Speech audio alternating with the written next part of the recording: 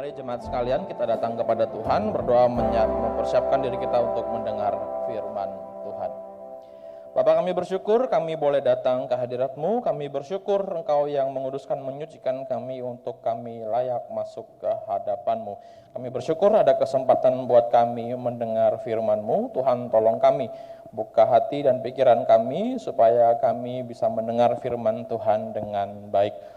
Berkati hamba-Mu dalam segala kekurangan, bisa menyampaikan kebenaran-Mu untuk setiap kami, dan biarlah firman Tuhan memuaskan kami. Kami ditegur, kami dikuatkan lewat firman yang sebentar kami mau nikmati bersama.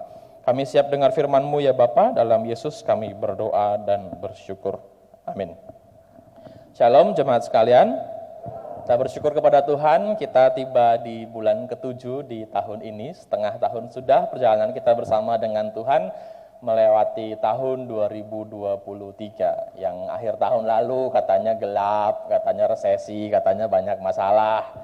Tapi sampai detik ini Tuhan menolong kita, menyertai kita, dan rasanya tidak ada hal yang sedemikian parah yang tidak dapat kita tanggung. Tuhan selalu menguatkan kita, memampukan kita melewatinya. Terpujilah nama Tuhan. Kita mau dengar firman Tuhan, Bapak Ibu Saudara, kita buka Alkitab kita dari Kisah Para Rasul pasal 4.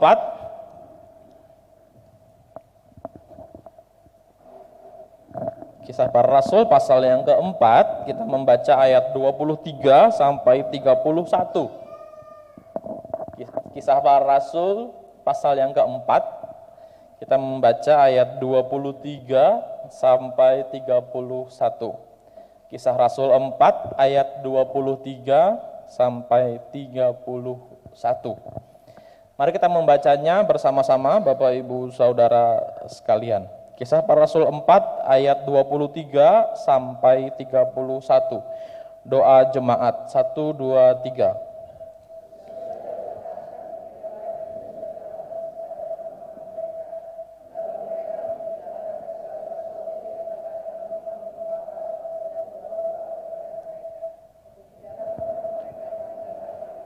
Berserulah mereka bersama-sama kepada Allah, katanya, "Ya Tuhan, Engkaulah yang menjadikan langit dan bumi, laut dan segala isinya.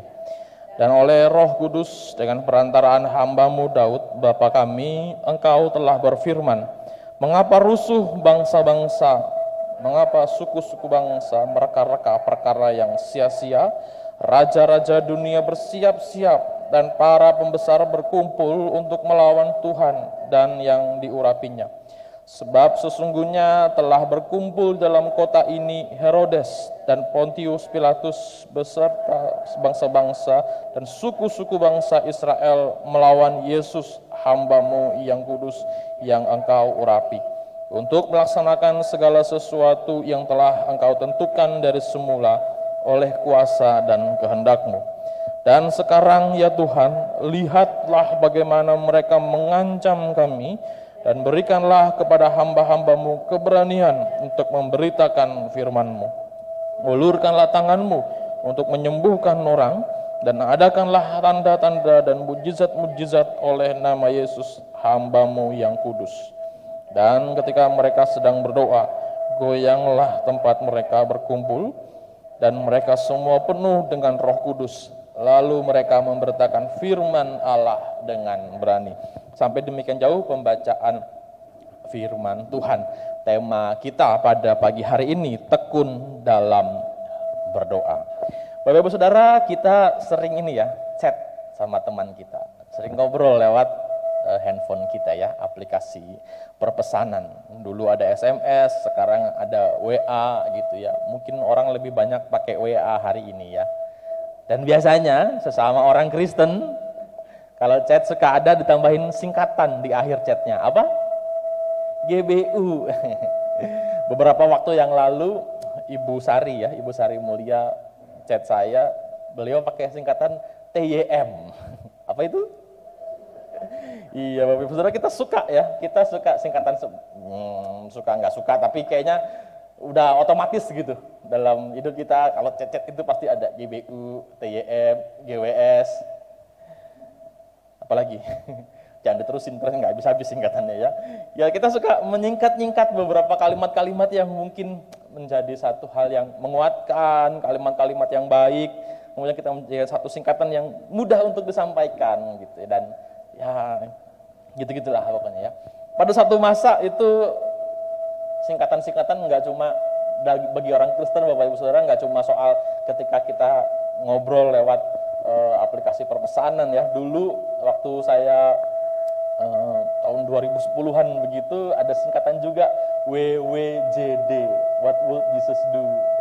Katanya dulu dipakai, ada pemain basket Michael Jordan kalau nggak salah, pakai gelang tulisannya WWJD, What Would Jesus Do. Kalau kamu Yesus, kamu mau ngapain gitu-gitu ya. Nah, pada suatu masa pernah juga ada singkatan yang entah populer atau tidak di antara kita, tapi waktu itu saya sering mendengar, yaitu PUSH, P-U-S-H, yang ada di pintu Indomaret loh. Ya, kalau bahasa Inggris artinya dorong ya sebenarnya ya. Tapi itu merujuk kepada satu singkatan, PUSH, Pray Until Something Happens, yang artinya berdoalah sampai sesuatu terjadi. Satu singkatan yang mengajarkan orang Kristen, ya karena itu dipakai untuk orang Kristen, yang mengajarkan orang Kristen itu untuk berdoa dengan tekun. Ya. Sampai kapan? Sampai sesuatu terjadi, sampai doamu dijawab Tuhan, sampai perkara besar terjadi, dan seterusnya. Bapak Ibu Saudara, tekun dalam berdoa itu menjadi hal yang lumrah dan baik bagi kehidupan orang Kristen. Kita harus tekun dalam berdoa. Bahkan Tuhan Yesus sendiri mengajarkan kepada kita tentang tekun dalam berdoa. Ingat ya, Lukas 18 itu ada perumpamaan tentang hakim yang lalim dan seorang janda yang minta pertolongan kepada hakim tersebut. Janda itu terus-menerus merongrong hakim tersebut, kemudian hakim itu bilang, yalah karena nih orang ganggu, saya bela dia. Gitu. Terus Tuhan bilang ya, demikian juga orang percaya, kalau hakim yang lalim saja mau mendengar, apalagi Tuhan yang baik, pasti mau mendengar umatnya yang setiap saat meminta kepadanya. Tuhan mengajarkan umat-umatnya untuk tekun berdoa. Ya, jadi kita memang harus tekun dalam berdoa. Tapi pertanyaan Bapak Ibu, apakah doa hanya berbicara soal tekun saja? Dalam keberdosaan kita, seringkali ketekunan tidak banyak perbedaan dengan rutinitas tanpa arti. Ya. Ketekunan dalam keberdosaan kita bisa berubah kepada sekedar memahami ritual-ritual saja tanpa makna yang mendalam.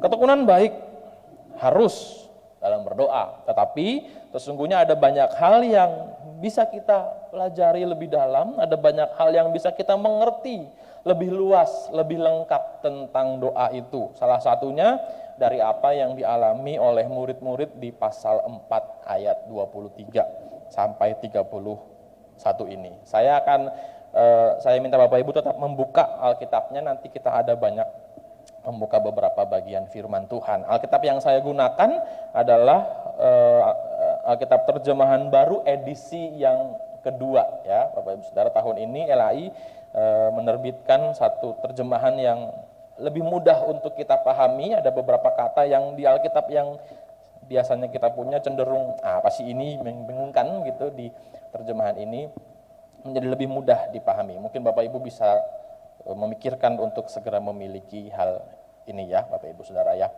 Mari kita melihat apakah yang dapat kita pelajari dari murid-murid jemaat mula-mula tentang berdoa selain sekadar dalam hal ketekunan. Bapak Ibu Saudara, kitab Kisah Para Rasul itu berisi diawali ya, Pasukes Rasul 2 itu diawali dengan peristiwa Pentakosta. Hari turunnya Roh Kudus kepada murid-murid ya, yang kemudian ya yang merupakan satu peristiwa fenomenal yang hanya terjadi satu kali kepada sekelompok orang tertentu, yaitu murid-murid Tuhan saat itu ya, di Kisah Rasul pasal 2. Peristiwa Pentakosta itu kemudian diikuti dengan semangat pelayanan oleh para rasul. Serta merta Petrus dan murid-murid yang lain berkhotbah sehingga 3.000 orang bertobat. Itu di pasal 2 masih ya.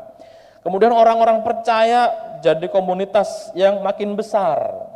Ya, Kisah Rasul pasal 2 itu makin besar jumlah mereka, bertambah sampai 5.000 orang. Mereka berkumpul setiap hari untuk berdoa, mendengarkan pengajaran rasul-rasul, dan seterusnya. Lalu diikuti di pasal 3, Petrus dan Yohanes menyembuhkan seorang lumpuh di gerbang indah Bait Allah. Jadi Bait Allah itu ada banyak pintu gerbangnya Bapak Ibu ya. Nah, Petrus dan Yohanes pada suatu subuh datang untuk berdoa di dalam Bait Allah, dan kemudian ada seorang lumpuh yang minta disembuhkan. Ingat ya, perkataannya terkenal, emas dan perak tidak ada padaku, tetapi demi nama Yesus berjalanlah. Itu ya pernyataan Petrus yang terkenal yang membuat si orang lumpuh ini kemudian sembuh.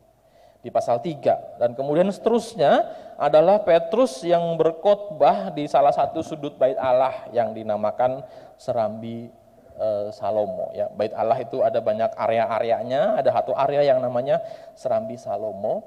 Di situ Petrus berkhotbah. Nah, Bapak Ibu Saudara, khotbah Petrus yang terakhir ini bukan yang pertama ya.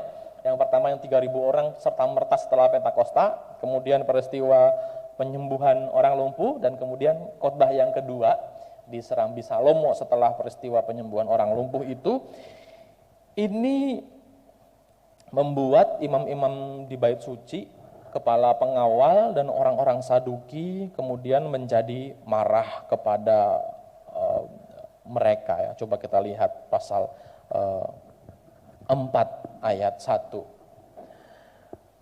Ketika Petrus dan Yohanes sedang berbicara kepada orang banyak, imam-imam dan kepala pengawal Bait Allah serta orang-orang Saduki mendatangi mereka. Orang-orang itu sangat marah karena mereka mengajar orang banyak dan memberitakan bahwa dalam Yesus ada kebangkitan dari antara orang mati, dan seterusnya. Ya, khotbah Petrus dan Yohanes yang kedua ini kemudian membuat official Bait Allah menjadi marah kepada mereka, sehingga mereka ditangkap. Nah, Ibu Saudara ya, pasal 4 itu mereka ditangkap, dimasukkan ke dalam satu penjara sepanjang malam, dan keesokan harinya mereka dilepaskan. Setelah mereka dilepaskan, mereka berkumpul kepada teman-teman yang lain di ayat 23 tadi. Ya, jadi ini latar belakang dari teks yang kita baca. Petrus dan Yohanes habis khotbah, ditangkap, dipenjara satu malam, kemudian dilepaskan, dan kemudian mereka berkumpul dengan teman-temannya setelah dilepaskan. Dalam perkumpulan itulah kemudian mereka berdoa kepada Tuhan. Nah, doa ini yang kemudian bisa menjadi satu pembelajaran buat kita. Apa yang kita bisa pelajari dari doa Petrus, Yohanes, dan teman-teman ini? Atau kita sebut mereka sebagai murid-murid. Kita membaca ayat 24 sampai 28 Bapak Ibu Saudara ya. Saya bacakan buat kita semua. Ketika teman-teman mereka mendengar hal itu, berserulah mereka bersama-sama kepada Allah, "Ya Tuhan, Engkaulah yang menjadikan langit dan bumi, laut dan segala isinya. Oleh Roh Kudus, dengan perantaran hamba-Mu Daud Bapa kami, Engkau telah berfirman, mengapa gusar bangsa-bangsa? Mengapa suku-suku bangsa merancang persekongkolan yang sia-sia? Raja-raja dunia bersiap-siap dan para pembesar berkumpul untuk melawan Tuhan yang diurapinya. Sebab sesungguhnya telah berkumpul dalam kota ini Herodes dan Pontius Pilatus beserta bangsa-bangsa dan suku-suku bangsa Israel melawan Yesus hamba-Mu yang kudus yang Engkau urapi, untuk melakukan segala sesuatu yang telah Engkau tentukan terlebih dahulu oleh kuasa dan kehendak-Mu." Bapak Ibu Saudara, Petrus dan Yohanes dilepaskan tidak dengan aman. Dia dilepaskan tetap dengan ancaman. Pasal 4 ayat 21 itu mengatakan kepada kita, mereka semakin keras mengancam rasul-rasul itu, tetapi akhirnya melepaskan mereka juga. Jadi mereka tidak dilepaskan secara aman, mereka dilepaskan dengan ancaman-ancaman. Sehingga keberadaan dua orang ini, Petrus dan Yohanes, ketika datang kepada teman-temannya yang lain, mereka datang membawa pergumulan. Mereka datang membawa ancaman, mereka datang membawa beban. Dalam pergumulan itu, kemudian murid-murid berdoa kepada Tuhan. Persis kayak kita. Kalau punya pergumulan, maka hal yang wajar untuk dilakukan adalah berdoa kepada Tuhan. Tetapi apa yang dikatakan Petrus, Yohanes, teman-teman, apa yang dikatakan murid-murid dalam doa mereka? Apakah serta-merta mereka meminta pertolongan Tuhan atas mereka? Enggak. Hal pertama yang murid-murid lakukan bukan minta pertolongan Tuhan, seperti doa pada umumnya kita pahami. Hal yang pertama murid-murid lakukan adalah mengutip firman Tuhan, yang lebih dahulu diawali dengan semacam pujian kepada Tuhan gitu ya. Ya Tuhan, Engkau yang menjadikan langit dan bumi. Dan kemudian mengutip firman Tuhan. Bapak Saudara, ini hal yang menarik, ya. Karena dikala penderitaan, dikala ada tantangan, dikala ada pergumulan, murid-murid tidak buru-buru minta Tuhan selesaikan, minta Tuhan tolong kami. Enggak, mereka mengutip firman Tuhan. Dan uniknya, atau mungkin karena mereka udah diajarin dengan baik oleh Tuhan Yesus ya, mereka mengutip firman Tuhan itu tepat sekali dengan peristiwa yang saat itu sedang mereka alami. Mereka mengutip Mazmur pasal 2, Bapak Ibu Saudara ya. Coba kita baca Mazmur pasal 2. Mereka mengutip Mazmur pasal yang kedua, ayat 1 dan ayat 2. Kita baca sama-sama ya, Mazmur 2 ayat 1 dan 2, Raja yang diurapi Tuhan, 1, 2, 3. Mengapa rusuh bangsa-bangsa, mengapa suku-suku bangsa merancang sia-sia? Raja-raja dunia bersiap-siap dan para pembesar bersekongkol melawan Tuhan dan yang diurapinya. Mereka mengutip Mazmur pasal 2 ayat 1 dan 2 yang mana itu sesuai dengan kondisi mereka. Mereka lanjutkan ya, ayat 27 ya. Sebab sesungguhnya telah berkumpul dalam kota ini Herodes dan Pontius Pilatus, dua orang penguasa yang berasal dari suku bangsa yang berbeda, yang berasal dari bangsa yang berbeda. Herodes orang Edom, Pontius Pilatus orang Roma. Mereka bersekongkol untuk mempersekusi murid-murid Tuhan Yesus. Bapak Ibu Saudara, menarik ketika dalam pergumulan mereka mengutip firman Tuhan dan firman Tuhannya pas matching dengan kondisi mereka saat itu. Ini menunjukkan bahwa murid-murid ini adalah orang yang mengakui otoritas Allah di dalam doa mereka. Mereka memanggil Tuhan pencipta langit dan bumi. Ketika mereka sedang menghadapi dua orang penguasa, Herodes, Pontius Pilatus, bahkan diikuti oleh pemimpin-pemimpin umat Yahudi pada saat itu. Persis ya, Alkitab terjemahan baru 2 tuh bilang bersekongkol. Mereka sedang menghadapi ancaman dari para penguasa, tetapi mereka sadar. Mereka yakin bahwa Tuhan mereka, Allah yang mereka percaya, lebih tinggi otoritasnya di atas penguasa manapun. Mereka memanggil Tuhan sebagai pencipta langit dan bumi. Yang kedua, mereka mengutip firman Tuhan dan kemudian menjelaskan penggenapannya. Mengapa rusuh bangsa-bangsa? Ya kan? Sebab telah berkumpul Herodes dan Pontius Pilatus. Hari itu mereka meyakini apa yang sedang terjadi dalam hidup mereka detik itu merupakan penggenapan Mazmur pasal 2 ayat 1 dan 2.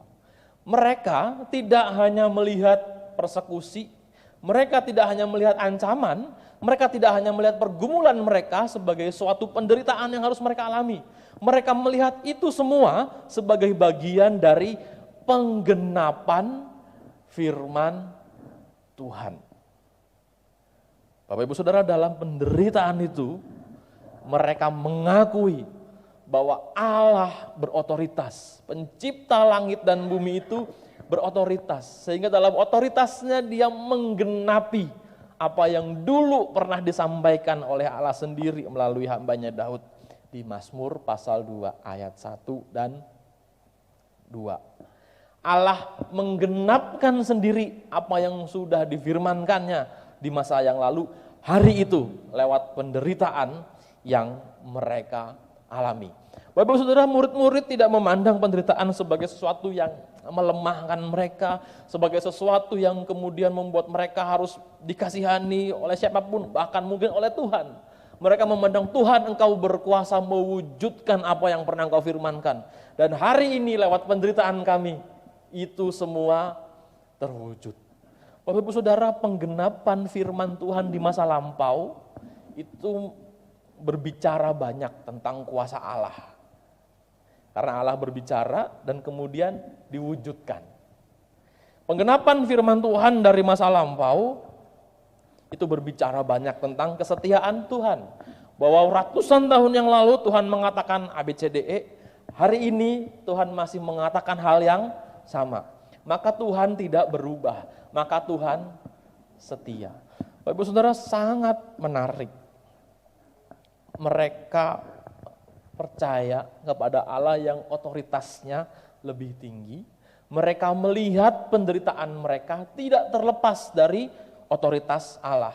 Bahkan mereka bisa dengan sangat tepat memaknai penderitaan mereka sebagai bagian dari penggenapan firman Allah di Mazmur pasal 1 yang kedua. Bapak Ibu Saudara, kapan kita melihat penderitaan seperti ini?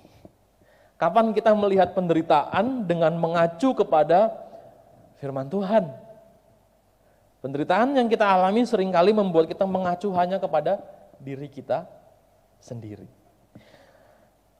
Kita perlu memahami, menyadari, mengakui bahwa hidup kita tidak sempurna. Ada banyak pergumulan, ada banyak penderitaan. Hal-hal yang bagi sebagian orang merupakan hal yang biasa. Mungkin bagi orang lain merupakan hal yang berat. Setiap orang dalam bagian masing-masing memiliki penderitaan dalam hidup mereka. Dan hal yang wajar, hal yang normal, otomatis kita lakukan sebagai orang yang percaya kepada Allah adalah berdoa kepada Tuhan. Tetapi saya mau bertanya, apa yang pertama kali Bapak Ibu Saudara sampaikan kepada Tuhan ketika Anda membawa penderitaan itu kepada Tuhan? Sudahkah janji Tuhan Bapak Ibu ingat? Sudahkah firman Tuhan?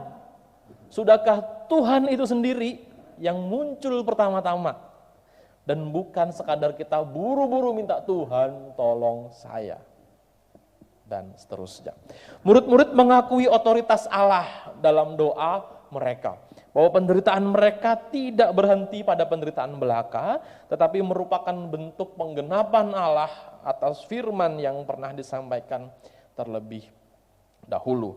Doa mereka menunjukkan mereka mengakui otoritas Allah sebagai pencipta langit dan bumi yang jauh lebih tinggi dari penguasa-penguasa manapun. Doa mereka menunjukkan bahwa Allah tetap berkuasa, Allah tetap berotoritas, Allah tetap menggenggam bahkan setiap hal-hal buruk yang terjadi atas umatnya. Nah, Bapak Ibu Saudara sekalian, pemahaman, pengakuan tentang otoritas Allah ini dalam doa murid-murid kemudian membuat mereka punya isi doa, isi harapan yang berbeda. Coba kita lihat ayat 29 sampai 30 Bapak Ibu. Mereka minta satu hal ya. Sekarang ya Tuhan, lihatlah ancaman-ancaman mereka dan berikanlah kepada hamba-Mu ini kelepasan.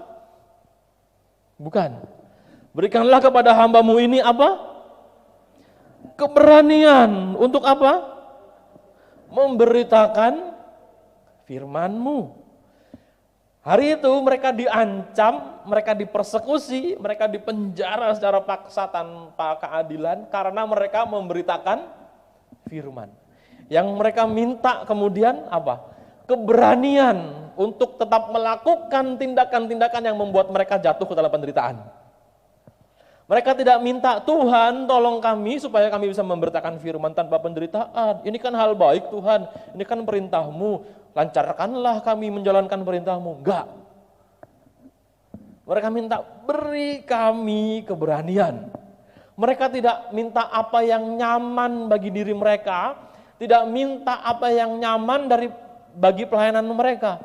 Mereka minta keberanian, supaya sekalipun gak nyaman, supaya sekalipun ancamannya masih ada, supaya sekalipun penderitaannya makin besar, mereka tidak takut untuk memberitakan firman. Bapak Ibu Saudara, luar biasa orang yang mengakui otoritas Allah dalam penderitaan mereka, itu kemudian menghasilkan doa yang tidak egois.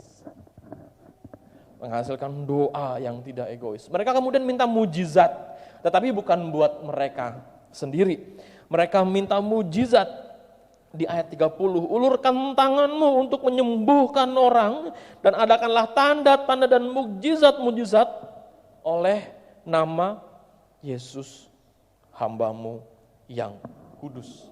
Mereka tidak meminta keselamatan buat mereka, tapi mereka minta diperlengkapi dengan mujizat, dengan tanda, dengan kuasa, supaya itu menolong mereka dalam melayani Tuhan.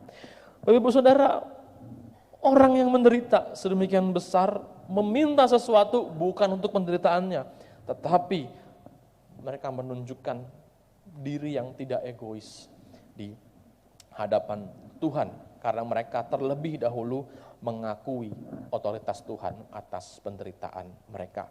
Bapak Ibu Saudara, penderitaan mereka sebenarnya bukan penderitaan yang main-main, bukan penderitaan yang sederhana.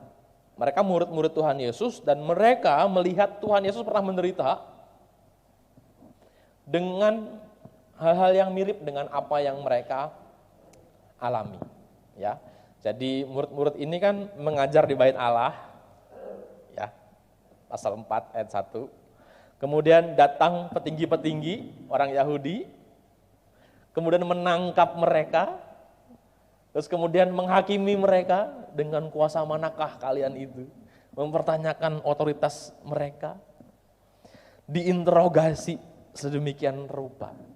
Bapak Ibu Saudara, ini persis dengan apa yang dialami oleh Tuhan Yesus. Tuhan Yesus kan kerjaannya ngajar di bait suci, bukan? Tuhan Yesus kerjaannya ngajar di bait Allah. Lalu siapa yang menangkap Tuhan Yesus? Petinggi-petinggi orang Yahudi juga. Setelah ditangkap, apa yang dilakukan mereka? Yesus diinterogasi. Katakanlah, dengan kuasa mana engkau mengusir setan? Apakah engkau anak Allah? Persis dengan apa yang mereka alami. Kalau mereka mengingat Tuhan Yesus yang mengalami hal yang persis dengan apa yang mereka alami, harusnya mereka udah mulai bisa mikir, oke, Tuhan waktu itu sama nih kayak kita nih, suka ngajar, ditangkap, masukin ke pengadilan, diinterogasi, besokannya brutal disalib. Mereka ketika melihat bahwa apa yang terjadi dalam diri mereka persis dengan apa yang dialami oleh Tuhan mereka, yang berakhir mengerikan di atas kayu salib itu, ya puji syukur kepada Tuhan, dia bangkit naik ke surga. Harusnya mereka bisa berpikir, rasa-rasanya kita akan ngalamin hal yang sama nih, karena polanya persis. Rasa-rasanya kita akan mengalami hal yang sama brutalnya dengan Tuhan kita, karena polanya sama. Bapak Ibu Saudara, Tuhan saja, Yesus saja yang Allah, yang datang ke dunia dengan pemahaman yang tahu persis bahwa dia akan naik ke surga, akan naik ke kayu salib menderita.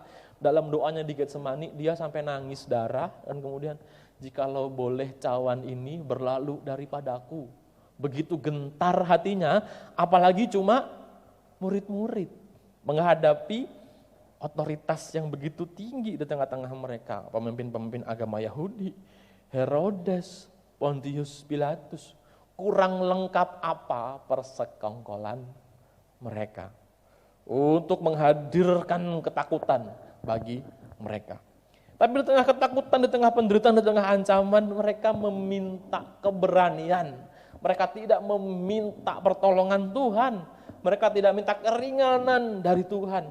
Mereka berdoa dan tidak menjadi egois. Lah emang bisa orang berdoa egois? Coba buka Yakobus pasal 4 Bapak Ibu Saudara. Yakobus pasal 4 ayat yang ketiga. Kita baca sama-sama. Yakobus pasal 4 ayat yang ketiga. 1, 2, 3. Atau kamu berdoa juga, tetapi kamu tidak menerima apa-apa, karena kamu salah berdoa. Sebab yang kamu minta itu hendak kamu habiskan untuk memuaskan hawa nafsumu. Ada orang yang berdoa, tindakan-tindakan yang spiritual, tindakan-tindakan yang dianggap sebagai bagian dari pertumbuhan iman dan kerohanian, tetapi isinya apa? Memuaskan hawa nafsu sendiri. Ada doa-doa yang egois. Bapak Ibu Saudara, dalam doa Anda, apakah Anda egois? Apakah kita hanya meminta segala hal untuk diri kita, tentang kita, untuk kenyamanan kita? Dalam kehidupan doa Bapak Ibu Saudara, seberapa besar yang Anda naikkan tentang diri Anda sendiri, dan seberapa besar yang Anda naikkan tentang yang di luar diri Anda sendiri? Mana lebih besar? Doa untuk diri sendiri atau doa untuk di luar diri sendiri? Boro-boro ngomongin keberanian untuk memberitakan Injil, kita seringkali terhisap dengan pergumulan-pergumulan penderitaan kita, sehingga dalam doa-doa kita hanya minta Tuhan tolong saya, Tuhan selamatkan saya, Tuhan bebaskan saya, Tuhan pulihkan saya. Lalu Bapak Ibu Saudara, hidup kita bukan tentang kita. Hidup kita bersama dengan Allah bukan tentang diri kita. Segala yang difirmankan Allah bisa berbicara kepada kita, tetapi sesungguhnya itu bukan tentang kita. Hidup ini adalah tentang Allah. Hidup ini adalah tentang Allah mengatur dunia. Hidup ini adalah tentang Allah menyatakan dirinya bagi dunia, dan kita seharusnya sebagai setiap orang menjadi bagian dari itu semua. Seringkali kehidupan doa kita dan penderitaan kita dalam kelemahan kita membuat kita berfokus pada diri kita sendiri. Hubungan kita dengan Tuhan tidak lebih daripada Tuhan Engkau Maha Kuasa, maka tolong aku. Tuhan Engkau sanggup melakukan segala hal, maka bebaskan aku. Tuhan Engkau berkuasa, maka selamatkan aku dari penderitaan ini. Doa kita berpusat kepada diri kita. Dan doa yang demikian sama sekali tidak menunjukkan pengakuan atas otoritas Allah. Maka Bapak Ibu Saudara, marilah berdoa bukan hanya untuk diri saja. Marilah berdoa untuk hal-hal yang di luar diri kita, berdoa untuk pekabaran Injil, berdoa untuk gereja, berdoa untuk sesama kita. Untuk itulah orang Kristen mengenal doa syafaat. Bapak Ibu Saudara, murid-murid berdoa dalam rangka mengakui otoritas Allah atas dunia. Sehingga dalam doa mereka meminta bukan apa yang diperlukan bagi diri mereka, bahkan bagi pelayanan mereka, melainkan apa yang diperlukan untuk pekerjaan Allah, Sang Empunya otoritas itu, yaitu apa? Keberanian untuk memberitakan firman Allah. Maka Bapak Ibu Saudara, ini mengatakan kepada kita bahwa doa walaupun baik bukan sekadar tekun. Rasanya tekun dalam berdoa itu sudah menjadi hal yang tidak bisa ditawar. Kita harus tekun dalam berdoa. Doa adalah bentuk pengakuan atas otoritas Allah di dalam hidup kita. Setiap kali kita berdoa, sebenarnya kita sedang mengakui otoritas Allah, dan itu harus kita sadari. Bukankah saat kita berdoa, kita secara otomatis mengaku bahwa Tuhan lebih besar dari pergumulan saya? Bahwa sesungguhnya secara otomatis kita mengaku Tuhan punya cukup kuasa untuk menolong saya dalam pergumulan saya. Ya kan? Itulah kenapa kita berdoa kepada Tuhan. Karena kita tahu Tuhan mampu, Tuhan sanggup, Tuhan bisa menolong kita. Sebaliknya kita nggak bisa. Bahkan seringkali orang baru berdoa kepada Tuhan setelah semua hal gagal, itu Tuhan terakhir. Gitu ya. Setelah semua solusi berantakan, Tuhan sudah saya nggak bisa ngapa-ngapain lagi, saya tinggal menyerahkan diri saya kepada tangan. Segala hal yang hebat udah gagal, makanya wah ini udah ada yang paling hebat nih, minta aja sama Tuhan, pasti Tuhan bisa wujudkan.